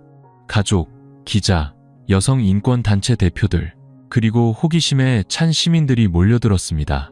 모두가 언론에서 시아버지, 며느리 관계와 관련된 가장 충격적인 사건이라 부르는 재판을 지켜보고 싶어 했습니다. 박 회장은 여전히 깔끔한 회색 정장 차림에 머리를 단정하게 빗어 넘긴 채 얼음장처럼 차가운 평온한 표정으로 들어섰습니다. 그는 한때 자기 집에서 살았던 며느리 서연을 텅 빈 눈빛으로 스쳐 지나갔습니다. 하지만 그 공허함 뒤에는 은밀하게 타오르는 분노의 불꽃이 있었습니다. 서연은 원고석에 조용히 앉아 있었습니다. 화장기 없는 얼굴에 잠 못 이룬 밤들로 눈밑은 거뭇했지만 그녀의 시선은 그 어느 때보다 맑고 또렷했습니다. 그녀의 옆에는 변호사와 지수, 그리고 그녀의 시어머니 최 여사가 앉아 있었습니다.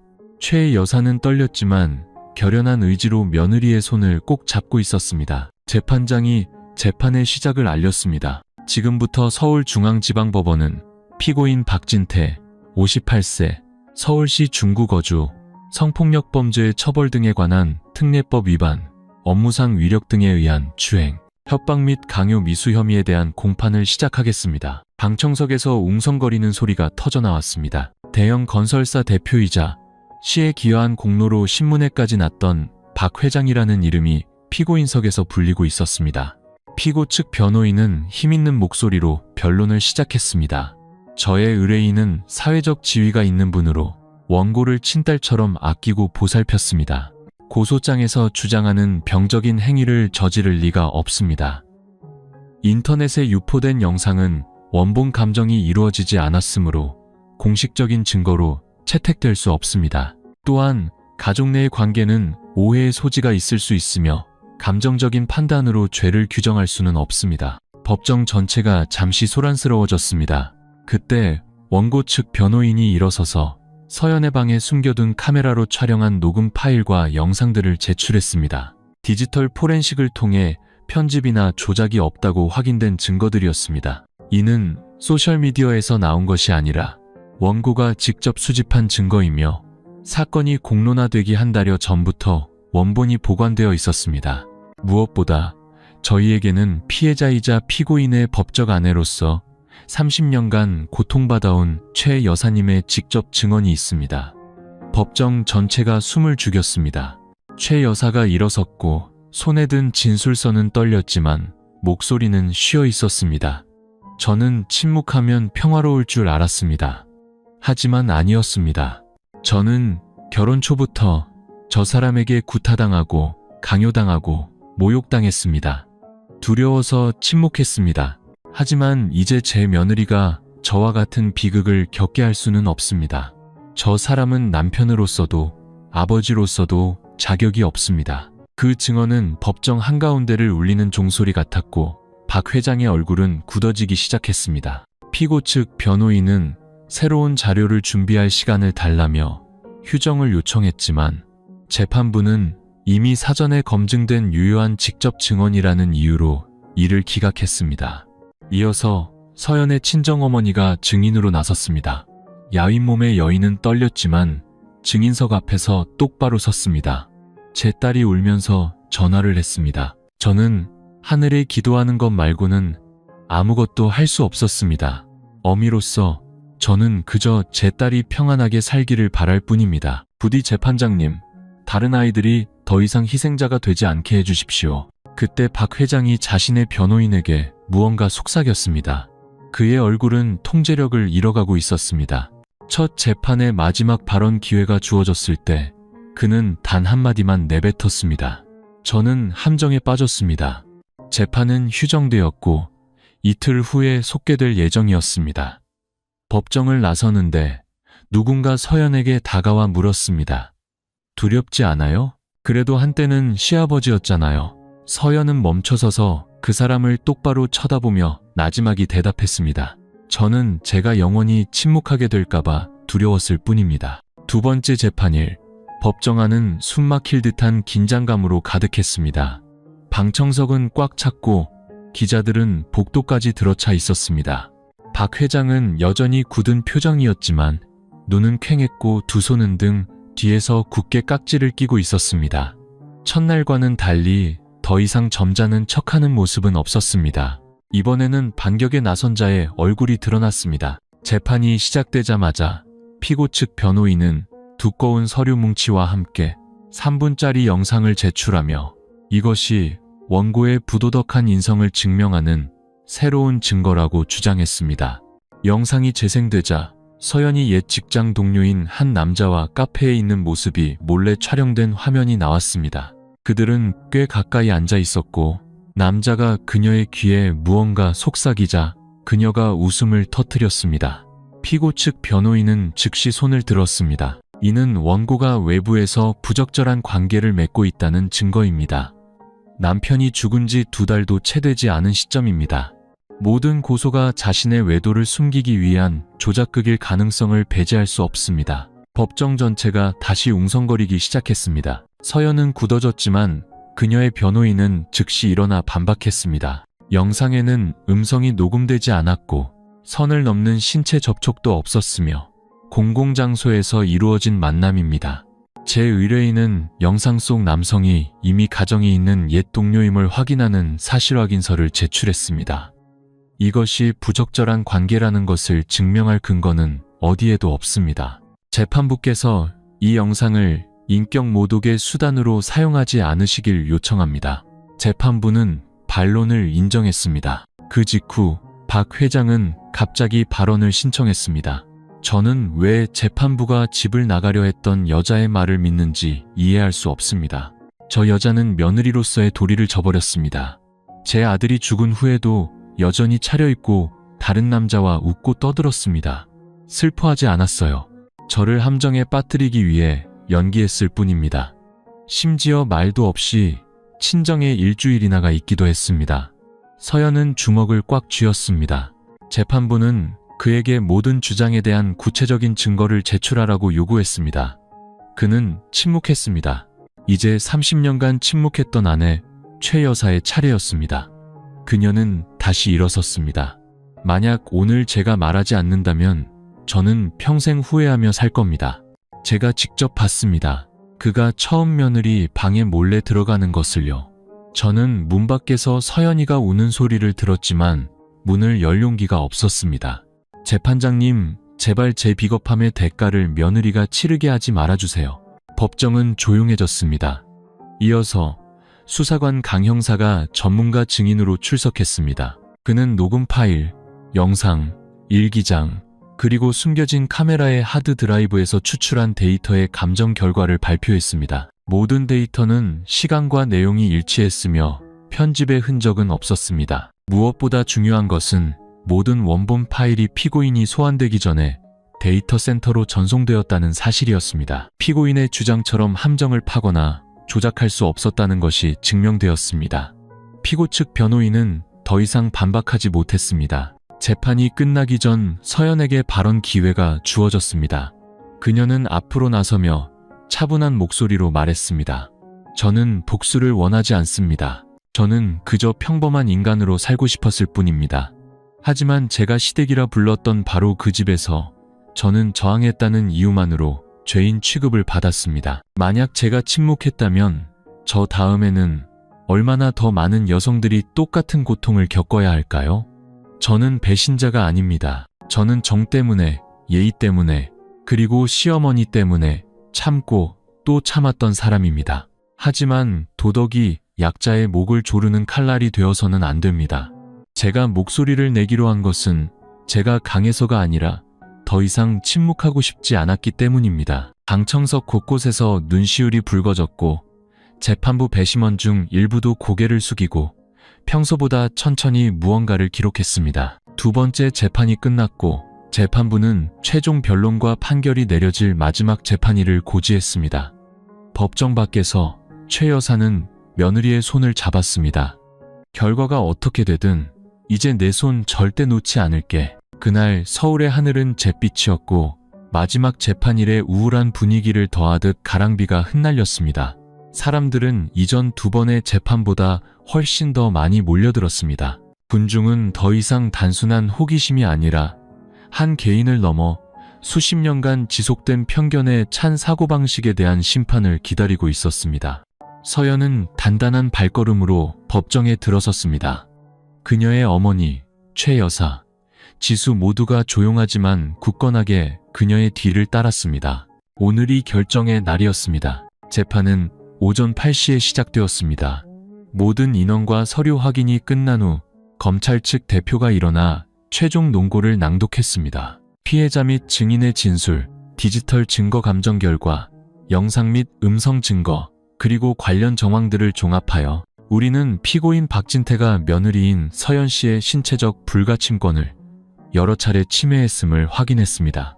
피고인의 범행은 체계적이고 지속적이었으며 협박과 종속관계를 이용하는 수법을 동반했습니다.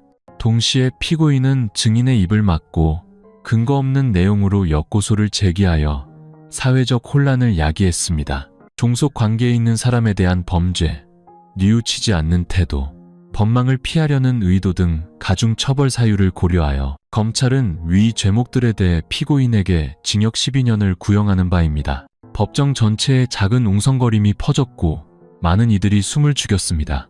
침묵이 보이지 않는 장막처럼 복도까지 내려앉았습니다. 최후 진술의 기회가 주어지자 박 회장이 일어섰습니다. 그는 더 이상 점잖은 척하지도 계산적인 모습을 보이지도 않았습니다. 낡은 나무 책상 뒤에 서 있는 무너진 한 남자일 뿐이었습니다. 잘못했습니다. 그의 목소리는 갈라져 있었고 시선은 바닥을 향해 있었습니다. 저는 권력과 돈, 그리고 가족의 침묵이 모든 것을 지켜줄 거라 생각했습니다. 하지만 제가 틀렸습니다. 늙을수록 저는 눈이 멀었습니다. 저는 병적인 인간처럼 행동했습니다. 변명하지 않겠습니다. 그는 자신을 30년 넘게 견뎌온 아내 최 여사 쪽으로 고개를 돌렸습니다. 나는 남편일 자격이 없었소. 제대로 된 아버지였던 적도 없었지. 그리고 오늘 나는 더 이상 누구의 아버지라고 불릴 면목도 없어. 그리고 그는 자신을 공포의 끝으로 몰아넣었던 며느리 서연을 향해 고개를 돌렸습니다. 네가 날 용서할 필요는 없다. 하지만 내일부터는 네가 평온하게 살기를 바란다. 행복할 자격이 있는 한 여성으로서. 법정은 쥐 죽은 듯 조용했습니다. 그렇게 완고했던 박 회장이 마침내 이렇게 무너질 줄은 아무도 예상하지 못했습니다. 재판장이 의사봉을 내리쳤습니다. 피고인 박진태에게 징역 12년을 선고한다. 법정에서 즉시 구속한다. 경찰관들이 즉시 그를 연행했습니다. 법정을 나서기 전 박 회장은 뒤를 돌아보며 아무 말 없이 서연과 최 여사 앞에서 깊이 고개를 숙였습니다. 그것이 진정한 뉘우침이었는지 아니면 늙은 여우의 마지막 연기였는지는 아무도 알 수 없었습니다.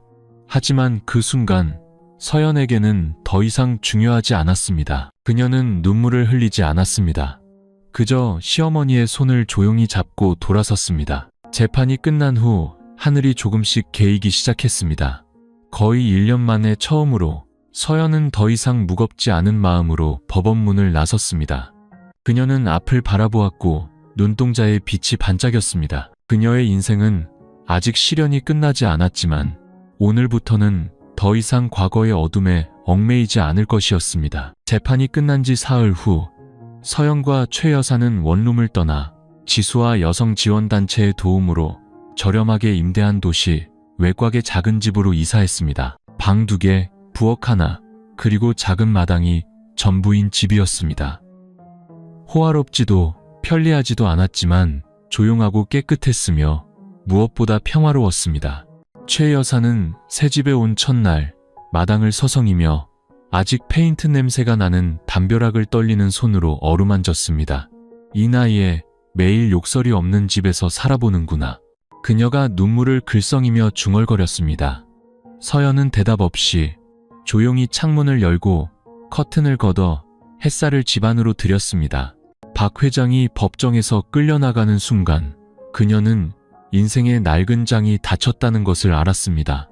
하지만 새로운 장은 행복만으로 쓰이는 것이 아니었습니다. 그것은 용기로 쓰이는 것이었습니다. 처음 며칠 동안 두 사람은 조용히 지냈습니다. 길을 나서는 것도 지인의 시선도 호기심 반 동정 반 섞인 질문에 답하는 것도 꺼려졌습니다. 한 이웃이 놀러 왔다가 그녀의 이름을 듣고는 눈을 동그랗게 떴습니다. 어머, 그 서연 씨였어요? 시아버지 고소했다는 그분? 서연은 조용히 고개를 끄덕였습니다. 그 사람은 어색하게 웃으며 서둘러 돌아갔습니다. 그 침묵이 모든 것을 말해주었습니다. 최 여사는 걱정스럽게 말했습니다. 이름을 바꾸고 다른 곳으로 이사 가는 건 어떠니? 우린 충분히 겪었잖니. 하지만 서연은 고개를 저었습니다. 전 잘못한 게 없어요. 우리가 계속 숨어야 한다면 앞으로 누가 감히 목소리를 내겠어요? 그리고 서서히 그들은 삶을 다시 세우기 시작했습니다. 서연은 예전 회계법인에 다시 출근했습니다. 그녀의 사정을 알게 된 옛 상사가 먼저 다시 와달라고 제안했습니다. 작은 회사였지만 분위기는 따뜻했고 아무도 그녀에 대해 험담하거나 이상한 눈으로 보지 않았습니다. 바로 그곳에서 그녀는 사회에 대한 신뢰를 회복할 수 있었습니다.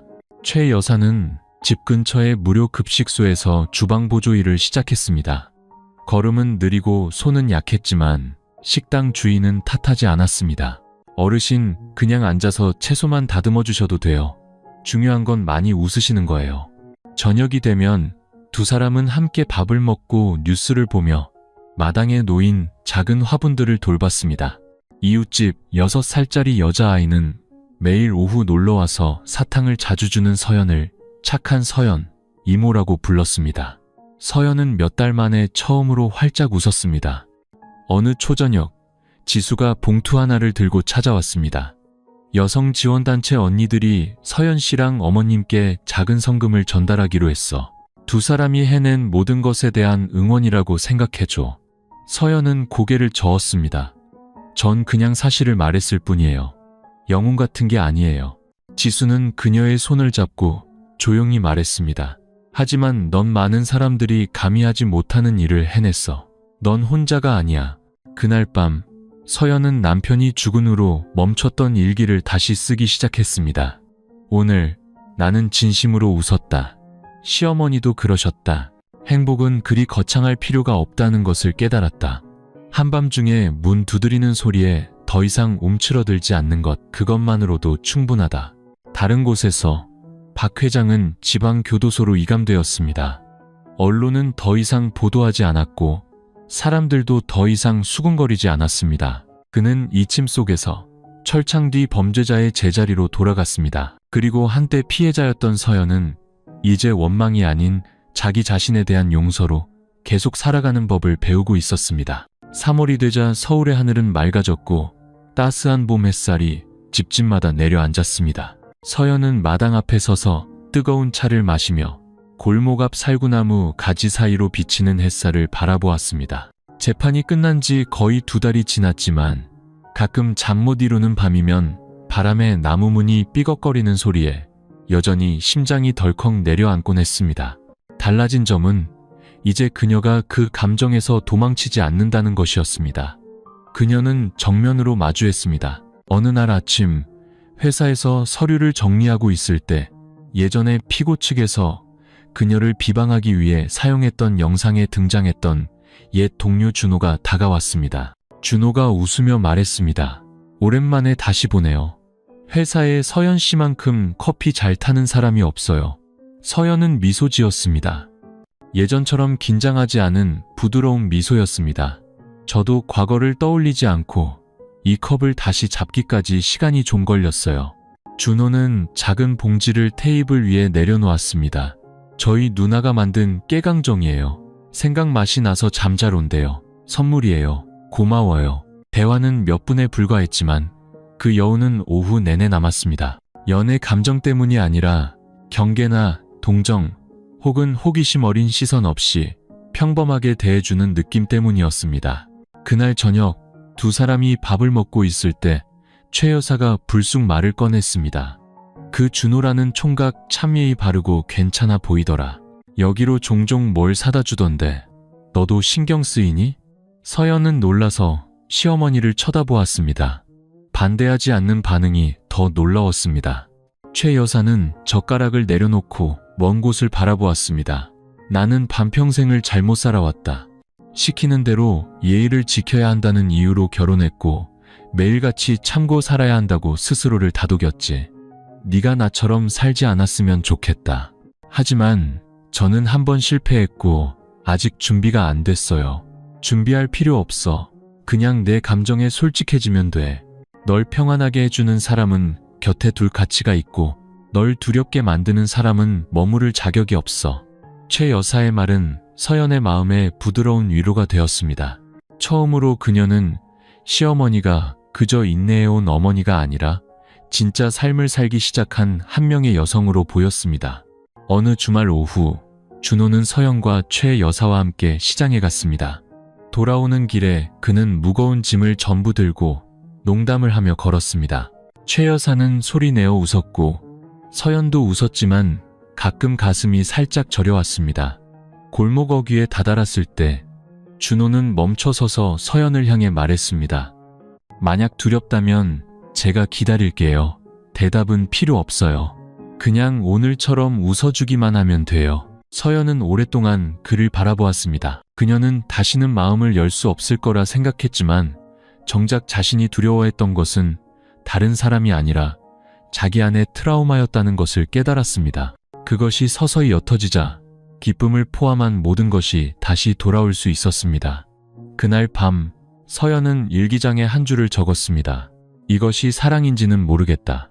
하지만 아주 오랜만에 처음으로 어둠 속에서 걸어 나오고 싶다는 생각이 들었다. 누군가에게 이끌려서가 아니라 내 스스로. 동시에 최 여사에게도 작은 변화가 생겼습니다. 그녀는 구청의 여성복지회관에 다니기 시작했습니다. 가정폭력을 겪었던 여성들을 돕는 곳이었죠. 처음에는 듣기만 하던 그녀는 몇 번의 모임 후에 아주 조용하고 솔직하게 자신의 이야기를 털어놓았습니다. 모임의 한 회원이 말했습니다. 어머님이 이렇게 말씀하실 수 있다는 것만으로도 이기신 거예요. 저희는 아직 우리가 겪은 일에 이름을 붙일 용기도 없거든요. 최 여사는 웃으며 손등위로 눈물을 떨궜습니다. 제가 증인으로 서명하던 날, 저는 30년간 그림자처럼 살았던 제 자신을 구한 거예요. 이야기의 끝, 두 사람이 마당에 함께 앉아 있을 때 서연은 최 여사의 어깨에 머리를 기대며 조용히 물었습니다. 어머니, 만약 그날 제가 나서지 않았다면 어머니는 나서실 수 있었을까요? 최 여사는 바로 대답하지 않았습니다. 그녀는 그저 서연의 어깨를 꼭 감싸 안았습니다. 아니, 하지만 네가 해냈기 때문에 나도 용기를 낼 수 있었단다.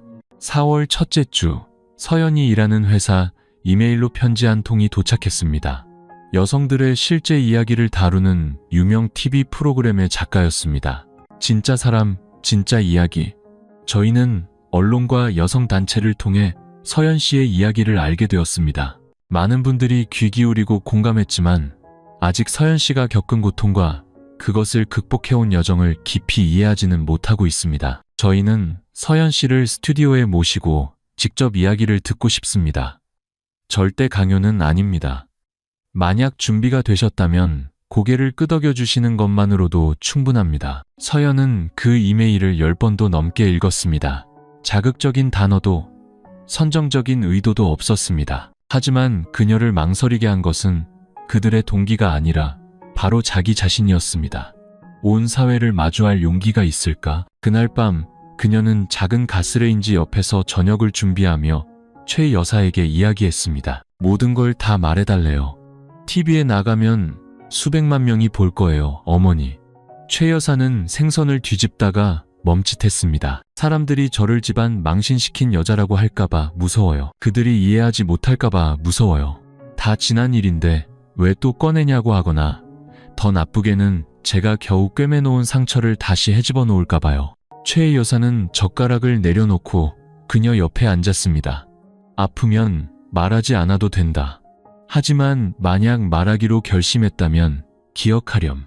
너는 나 같은 사람들, 아직 입을 열지 못하는 수백 명의 다른 여성들을 대신해서 말하는 거란다. 서연은 오랫동안 침묵하다가 마침내 고개를 끄덕였습니다. 3주 후 서울의 한 방송국 스튜디오. 서연은 카메라 조명 아래 진행자와 마주 앉아 있었습니다. 뒤편에는 프로그램 로고가 보였습니다. 아픔은 숨기는 것이 아니라 치유하는 것이다. 그녀는 단순한 흰색 셔츠를 입고 머리는 단정하게 묶었으며 얼굴은 화장기 없었습니다. 어떤 화장으로도 그녀의 깊은 눈매를 가릴 수는 없었지만 바로 그 점이 사람들의 마음을 움직였습니다. 진행자가 물었습니다. 왜 모든 것을 공개하기로 결심하셨나요? 결국 침묵하고 계속 살아가는 길을 선택할 수도 있었을 텐데요. 서연은 카메라를 똑바로 쳐다보았습니다. 1초, 그리고 2초. 그녀는 깊은 숨을 들이쉬었습니다.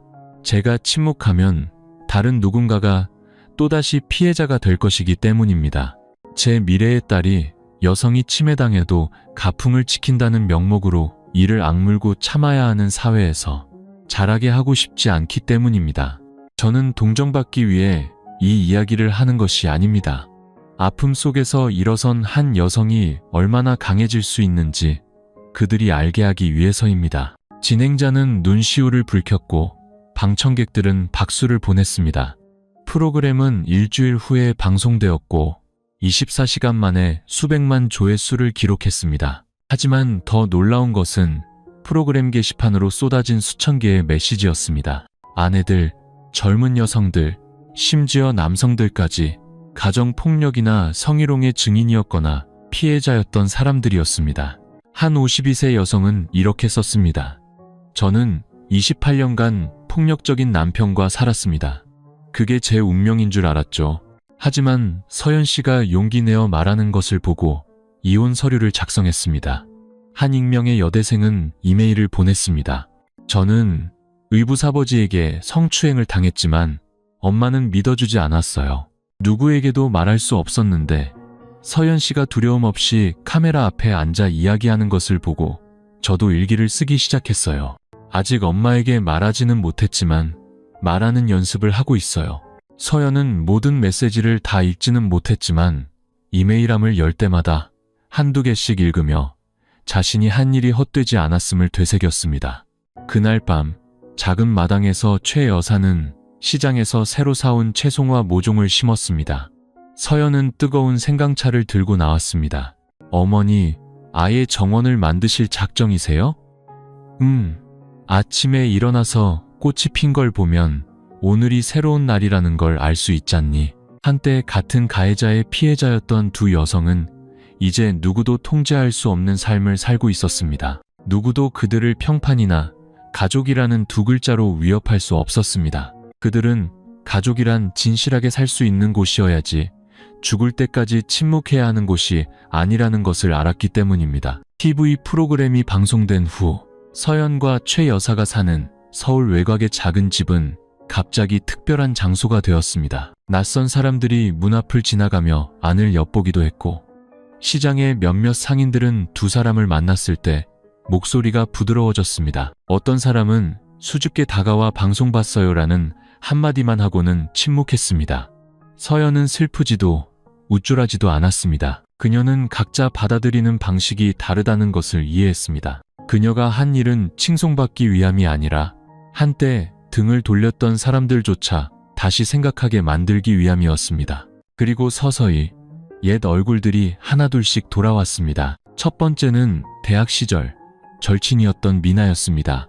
그녀는 사건 소식이 퍼지자마자 서연과의 연락을 끊었던 사람이었습니다. 미나는 서연의 결혼식에서 들러리를 섰고 기숙사에서 도시락을 나눠 먹었으며 서연이 장학금 시험에 떨어졌던 밤에 함께 울어주었던 친구였습니다. 그날 미나는 서연이 마당에서 빨래를 널고 있을 때 찾아왔습니다. 그녀는 헐렁한 셔츠에 화장기 없는 얼굴이었고 손에는 비눗물이 묻어 있었습니다. 서연아. 서연은 놀라서 돌아보았습니다. 미나는 선물 상자를 든 채 눈시울이 붉어져 서 있었습니다. 어떻게 시작해야 할지 모르겠어. 네가 겪은 일들을 다 읽었어. 네가 가장 필요할 때 내가 침묵을 선택했다는 게 너무 부끄러워. 서연은 아무 말 없이 미나를 집으로 들여 차를 따랐습니다. 미나는 주위를 둘러보며 조용히 물었습니다. 괜찮아. 지금은 괜찮아. 하지만 한때는 너한테 정말 화가 났었어. 알아. 그리고 용서해달라고 하지 않을게. 그냥 사실을 말하고 싶었어. 난 무서웠어. 내 편에 서면 나도 휘말릴까봐. 이기적이었지. 하지만 이제는 말뿐이 아니라 행동으로 속죄하고 싶어. 서연은 옅게 웃었습니다. 진심이라면 앞으로 나처럼 부당한 일을 당하는 누구에게도 다시는 침묵하지 마. 미나는 울음을 터뜨렸습니다. 두 여성의 포옹이 지나간 세월의 거리를 지울 수는 없었지만 마음속에 매듭 하나를 풀었습니다. 두 번째로 찾아온 사람은 서연의 시할아버지였습니다. 그는 한때 박 회장을 완고하게 편들며 며느리는 시아버지를 모시는 게 당연하다고 매몰차게 말했던 사람이었습니다. 이제 노인은 지팡이를 짚고 느릿느릿 걸어와 대문 앞에 서서 한숨을 쉬었습니다. 서연아, 내가 늙어서 생각이 짧았다. 이제 진태는 감옥에 있고 나는 더 이상 면목이 없구나. 용서받으러 온 게 아니다. 그저 한번 고개를 숙이고 싶었을 뿐이다. 서연은 과거 자신을 시끄러운 여자라며 꾸짖던 그의 눈빛을 떠올렸습니다. 하지만 그녀는 문을 열고 물을 따라 안으로 모셨습니다. 할아버님의 잘못은 잘못이지만 그걸 인정할 용기가 있으시다면 저도 원망을 품고 있지 않겠습니다. 마지막은 서연의 친정어머니였습니다. 그녀는 한때 딸에게 흐느끼며 말했습니다. 우리 집안 명예를 위해서라도 그냥 참아라. 이 일이 퍼지게 두지 마. 이제 그녀는 침대 가장자리에 앉아 딸의 손을 꼭 잡았습니다. 엄마가 틀렸다. 참으라고 가르친 게 틀렸어. 여자는 참고 살아야 하는 줄로만 알았지. 하지만 네가 엄마에게 다시 가르쳐줬어. 사람은 자기 자신을 먼저 지킬 줄 알아야 한다는 것을. 서연은 어머니를 꼭 껴안았습니다. 괜찮아요, 엄마. 이제라도 아셨으면 됐어요. 그 주 내내 작은 집은 마치 새로운 문이 열린 듯 했습니다. 사람들이 비난이 아닌 사과와 경청, 그리고 바로잡기 위해 찾아왔습니다. 그리고 바로 그 주에 서연을 처음부터 지지해준 지수가 전화했습니다. 한 국제기구에서 너에게 아시아 여성 인권 용기상을 주려고 한대. 후보로 추천됐어. 서연은 깜짝 놀랐습니다. 난 영웅이 아닌데. 하지만 넌 피해자였고 그럼에도 일어섰고 계속 살아가고 있잖아. 그것만으로도 이미 많은 사람들 눈에는 영웅이야. 그날 밤 서연은 휴대폰을 열어 예전 TV 프로그램 영상을 다시 찾아 한 장면을 틀었습니다. 몇 주 전에 자신이 카메라를 보며 말하고 있었습니다. 저는 동정받기 위해 이 이야기를 하는 것이 아닙니다. 다른 누구도 침묵 속에서 똑같은 일을 겪지 않게 하기 위해 이야기하는 것입니다. 그녀는 화면을 껐습니다. 마당 밖에서는 채송화가 다시 피어나고 있었습니다. 5월, 서울은 눈부신 햇살로 가득했고 라일락 나무 위에서는 매미가 울기 시작했습니다. 마당에서 최 여사는 채송화 화분에 잎을 닫고 있었습니다. 서연은 옆에 앉아 국제기구에서 온 공식 초청장을 들고 있었습니다. 서연님을 싱가포르에서 열리는 아시아 용감한 여성상 시상식에 정중히 초대합니다. 또한 동의하신다면 동남아시아 지역 가정폭력 방지회의의 기조연설자로 서주시기를 바랍니다. 최 여사는 서연이 한숨 쉬는 것을 보고 고개를 들었습니다. 가기 싫으니? 아니에요. 그냥 제가 그럴 자격이 있는지 아직도 믿기지가 않아서요. 전 남편을 잃고 시아버지에게 성추행당하고 우울증까지 겪었던 사람이잖아요. 성공한 사람도 아닌데요. 최 여사는 웃으며 딸의 어깨에 손을 얹었습니다. 넌 살아남았고 정면으로 맞섰어. 넌 날 구했고 앞으로 더 많은 사람들을 구할 수 있어.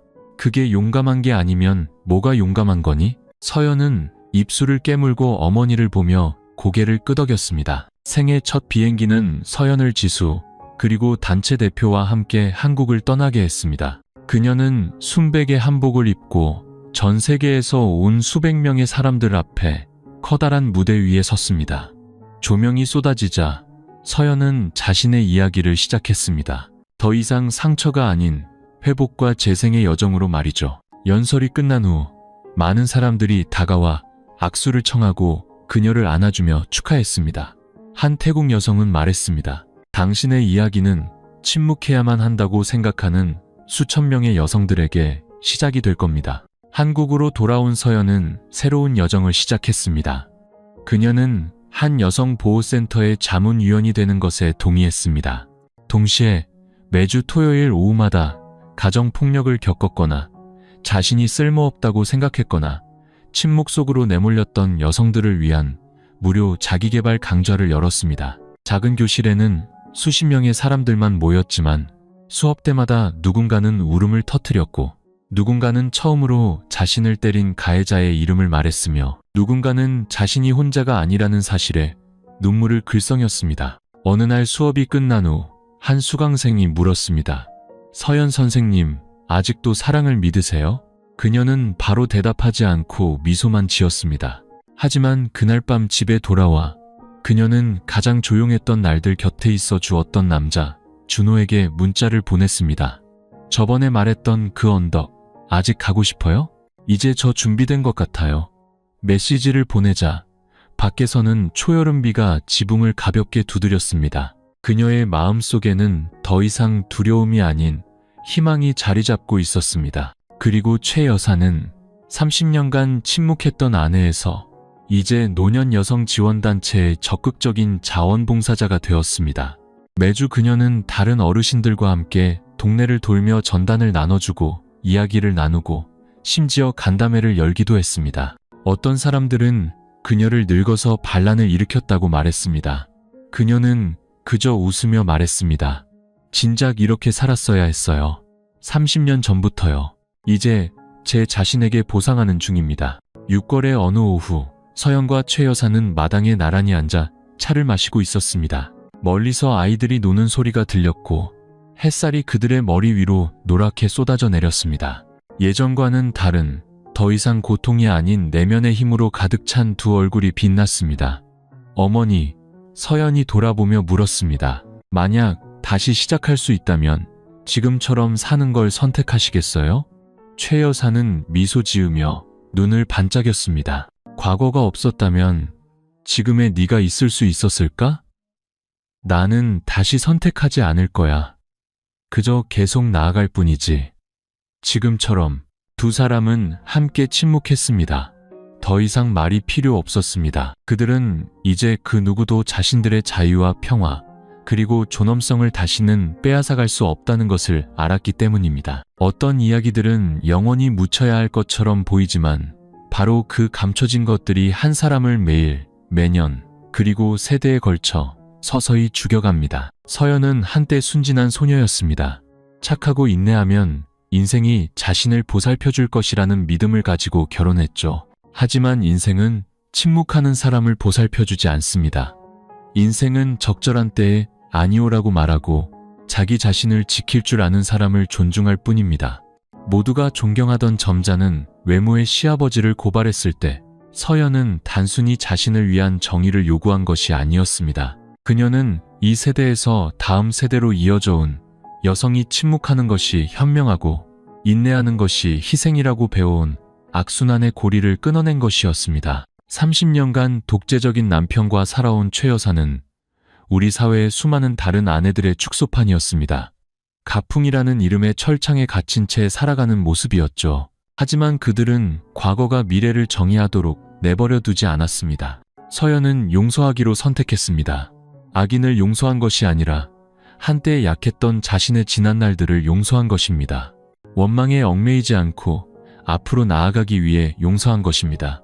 최 여사는 행동하기로 선택했습니다. 죄를 씻기 위함이 아니라 다음 세대 여성들에게 생존의 교훈을 물려주기 위해서였습니다. 절대 침묵을 미덕으로 여기지 말라고 조용히 곁에 있어 주었던 그 청년은 요구하지도 동정하지도 않으며 성숙한 사랑의 한 형태를 보여주었습니다. 상대방이 온전할 때뿐만 아니라 상처투성이일 때 곁에 머무는 사랑, 그리고 사회 전체, 한때 의심의 눈초리와 악의적인 험담이 있었던 곳도 용기가 진실의 불을 밝혔을 때 서서히 변해갔습니다. 결국 인생은 화려하거나 완벽할 필요가 없습니다. 그저 자신에게 충실하게 살고 필요할 때 용감하고 끝까지 선량하다면 아무리 많은 풍파를 겪더라도 좋은 사람은 좋은 결말을 맞이할 것입니다. 그리고 악인은 아무리 많은 도덕의 가면 뒤에 숨더라도 진실의 빛이 비치는 순간 대가를 치르게 될 것입니다. 그리고 만약 이 글을 읽고 있는 당신이 한때 서연과 최 여사처럼 피해자였고 침묵했고 두려워했다면 부디 기억해주세요. 침묵은 당신을 잠시 안전하게 지켜줄 수 있지만 용기 내어 말하는 것이 당신을 영원히 구할 수 있다는 것을. 이야기는 끝났지만 어둠 속에서 걸어 나오기로 한 여성들의 여정은 매일 모든 곳에서 계속될 것입니다. 우리는 혼자가 아닙니다.